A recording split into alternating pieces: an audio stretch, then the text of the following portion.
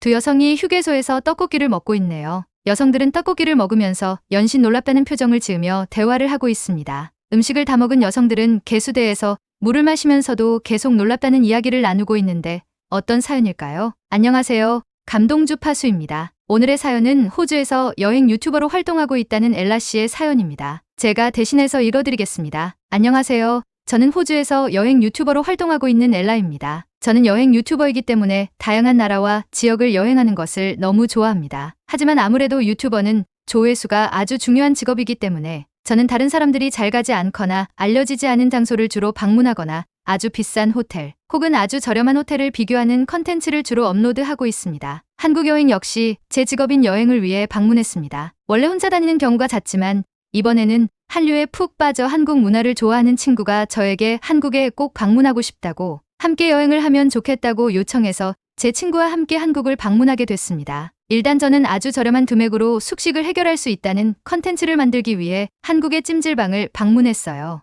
아주 새로운 경험이었죠. 1인당 15,000원 정도의 금액만 내면 목욕도 가능하고 안에서 다양한 즐길거리를 즐길 수 있는 곳이었죠. 저는 친구와 함께 수건으로 양머리를 만들고 식혜와 삶은 계란 등 음식들을 사서 찜질방을 즐겼습니다. 만화책과 소설책도 있고 오락기기와 마사지기도 있어서 정말 다양한 즐길거리들이 준비돼 있었어요. 저와 제 친구는 이게 말이 되냐며 이게 15,000원으로 다 즐길 수 있는 것들이라고 하며 놀라움을 표했죠. 그리고 식혜와 계란도 너무 맛있었어요. 식혜라는 음료는 처음엔 밥알이 둥둥 떠 있고 색깔도 뭔가 우중충한 색이어서 먹기가 꺼려졌어요. 하지만 친구가 이거 한국의 전통 음료라며 먹어보고 싶다고 해서 샀는데 용기를 내서 한 모금 마셔보니 너무 달달하고 맛있더라고요. 저희는 식혜를 금세 비웠습니다. 식혜를 추가로 더 마시려고 매점에 가서 사장님께 말씀드리니 사장님은 원래 돈 더 받고 파는 건데 저희에게 무료로 주겠다고 한 잔을 더 무료로 주셨어요. 제 친구는 이게 바로 한국의 정이란 문화인가 보다면서 너무 신나하더군요. 그렇게 저희는 찜질방에서 1인당 단독 2만 원 정도 되는 돈으로 숙식을 해결할 수 있었습니다. 너무 충격적이었어요.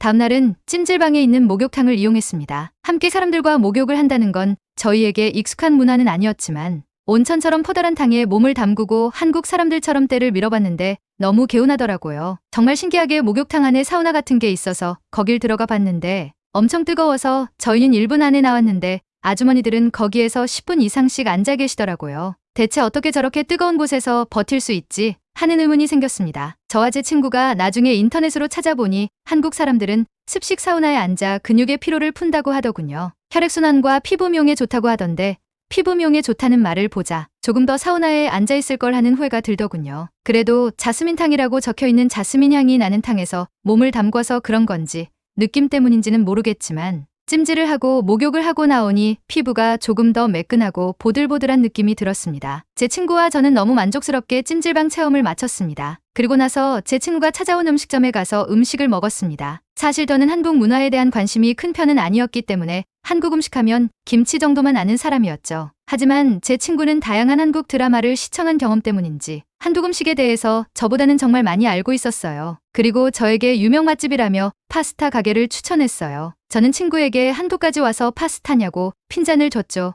동양까지 와서 서양 음식이라니 말이죠. 하지만 이것도 나름 괜찮은 유튜브 컨텐츠가 되겠다는 생각을 했습니다. 그리고 파스타 가게에서 오코노미야끼 파스타라는 것과 냉파스타라는 걸 시켰죠. 처음 보는 메뉴였어요. 오코노미야끼 파스타는 일본의 오코노미야끼와 파스타를 접목한 새로운 메뉴였는데 너무 맛있더라고요. 저희는 처음 먹어보는 파스타 맛에 연신 맛있다를 반복했습니다. 아니 호주에서 먹던 파스타보다 한국에서 먹는 양식이 더 맛있다니 대체 이게 무슨 일인가요? 저희는 정말 하나도 남김없이 음식을 싹싹 비웠습니다. 그리고 배를 두드리며 고속버스 터미널로 향했죠. 사실 저희 목표는 이동 그 자체였어요. 무슨 말이냐고요?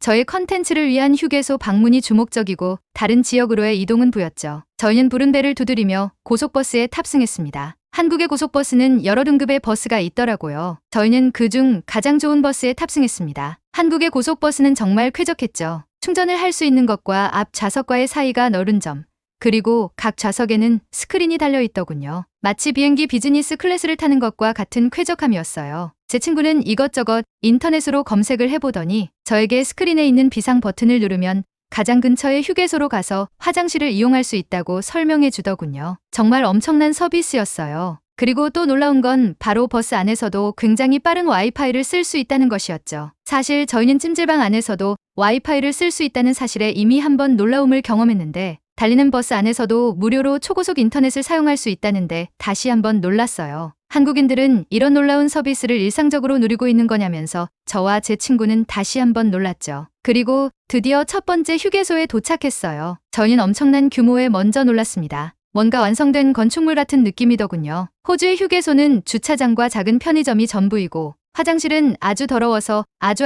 급할 때만 사용하는 그런 공간인데 반해 한국의 휴게소는 정말 엄청나게 깔끔했어요. 휴게소보다는 마치 쇼핑센터라는 말이 딱 맞는 것 같더군요. 정말 무슨 호텔 화장실 같았어요. 휴게소 화장실이 마치 한옥처럼 돼 있더라고요. 굉장히 깔끔하고 굳이 더러운 곳을 억지로 찾자면 물이 조금 튀어있는 거울밖에 없었어요. 저와 제 친구는 화장실을 이용하고 나서 입을 다물지 못했습니다. 어떻게 휴게소 화장실이 이렇게 깨끗할 수 있지?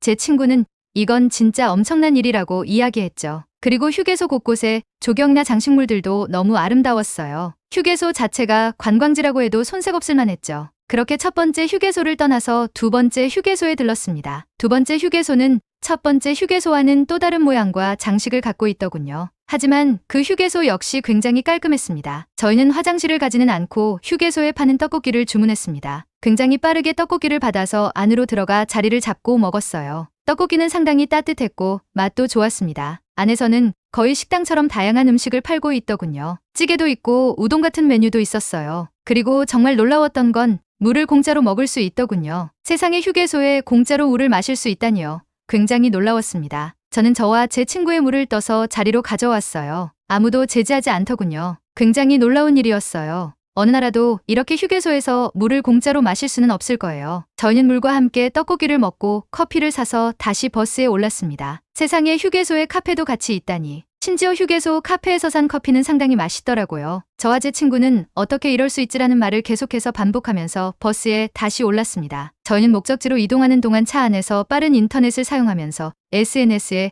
저희가 경험한 놀라운 일을 업로드하고 유튜브 영상도 보면서 편하게 이동할 수 있었습니다. 그리고 차 안은 정말 조용하고 쾌적해서 편안하게 이동할 수 있었어요. 목적지인 부산에서는 서울에서보다 더한 독인의 정을 느낄 수 있었습니다. 저희가 조금만 헤매는 것 같으면 지하철에서 누가 다가와 영어로 저희에게 어딜 가려고 하느냐고 물어보고 도움을 주려고 하셨죠. 저희는 처음에는 뭐야, 우리한테 사기치려고 하는 건가? 하면서 경계했는데 가는 곳마다 그런 분들이 많아서 이게 바로 한국의 정이라는 걸 느낄 수 있었습니다. 그리고 고깃집에 갔을 때는 사람들이 많은 시간대였는데 나이가 지긋한 사장님이 저희 테이블에 직접 와서 고기를 구워주시면서 쌈을 이렇게 싸먹으면 된다고 직접 시범을 보여주면서 쌈을 싸먹는 방법을 알려주셨습니다. 정말 즐거운 시간이었어요. 저희는 한국을 여행하면서 단 한 번도 기분이 상하거나 짜증이 나는 일 없이 즐겁게 여행을 마무리할 수 있었습니다. 가는 곳마다 너무 쾌척하고 사람들도 너무 친절했어요. 가끔 노점상에서 무언가를 사 먹으려고 할 때 저희를 아예 못 본 척 하시는 분들도 계셨지만